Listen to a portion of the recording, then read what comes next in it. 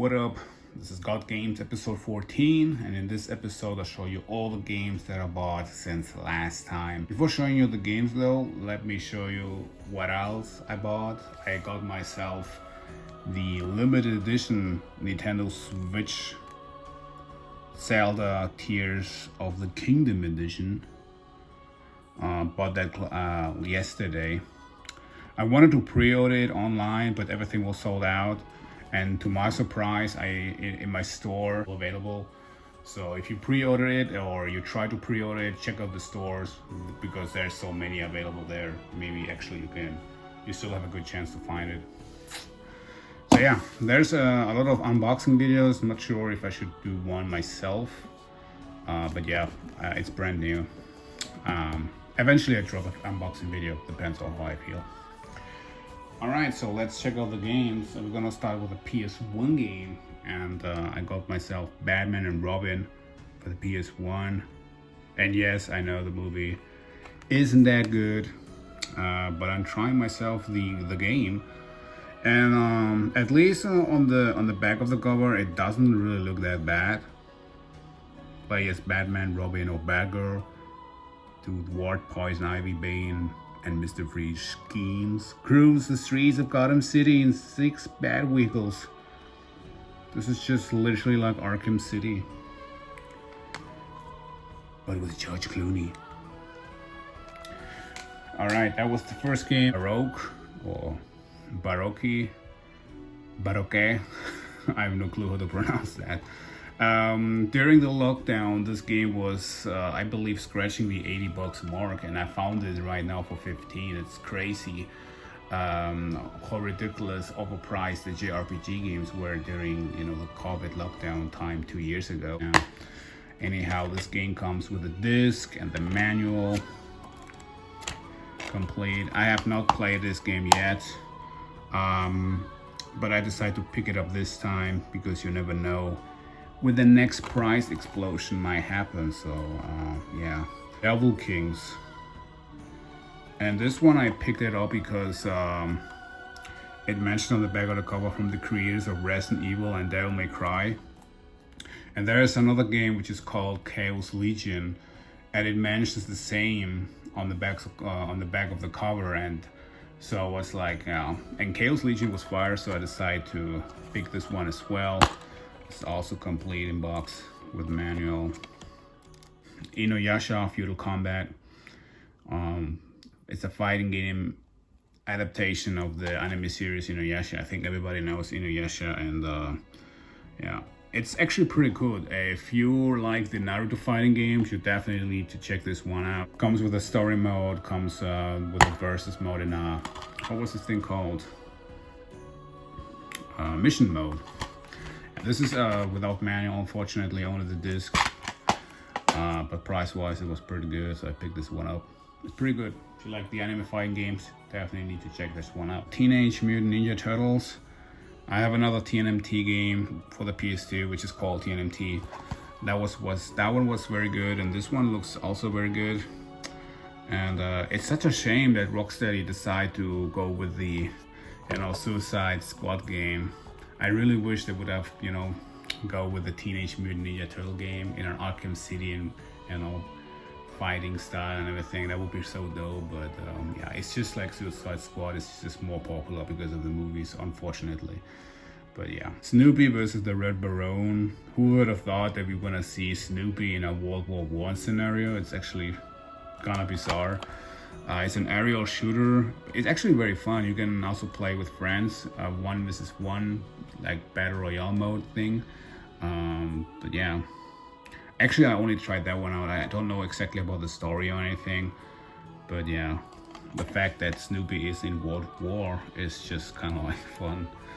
So that was, by the way, my PS2 games. I have uploaded my PS2 collection recently of 2023. If you want to check out what games I also have for the PS2, check out that video. And I also released my very first retro perspective video about Fight Night Round 2 because it's my favorite boxing game.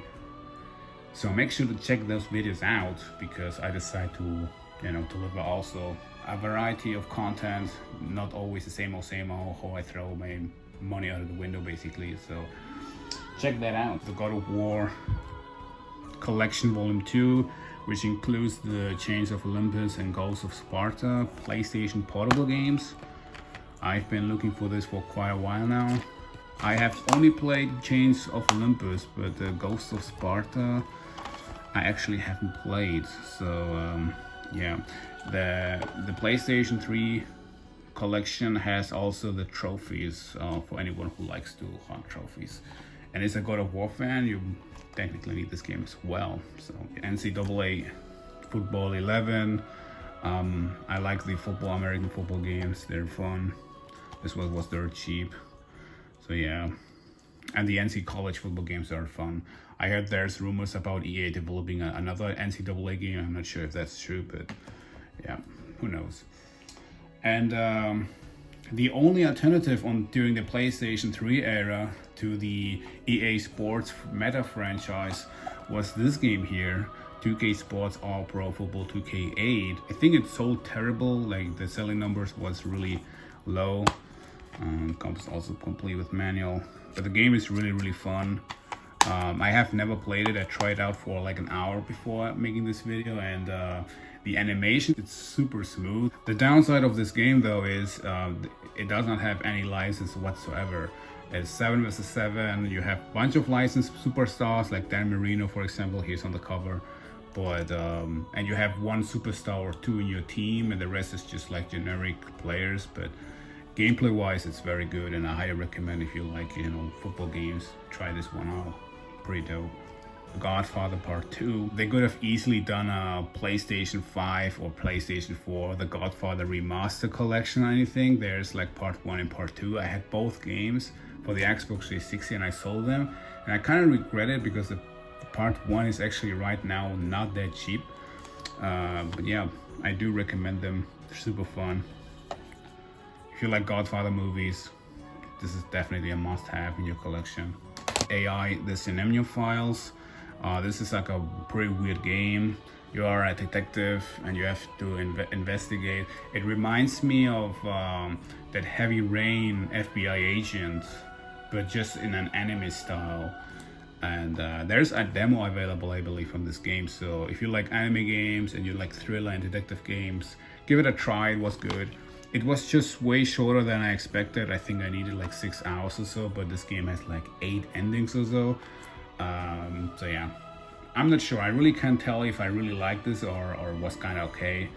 But yeah, there are some hilarious, funny dialogues though, and I do appreciate that definitely from those kind of games.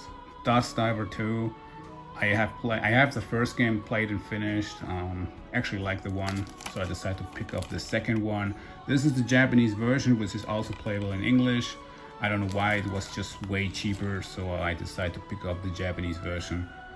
So yeah, that's that too. It's the Deponia collection. And if you don't know what Deponia is, it's a point and click adventure. And you play as Rufus, and Rufus is living in a planet which is like a dumpster, and he wants to get out. It's a point and click adventure, a funny one. And when it comes to point and click adventure, that it's just like a very raw genre this time. I think the only the only very popular game from the franchise is basically Siberia and Sherlock Holmes, but they have evolved that are not really true to the roots of a point and click adventure anymore. They're just more like adventurous, games, story-driven games. On PlayStation Network, when they're on sale, they cost like about each $1.50. I wanted to have the games physically. Actually, I wanted to have them individually because I do like the cover art style.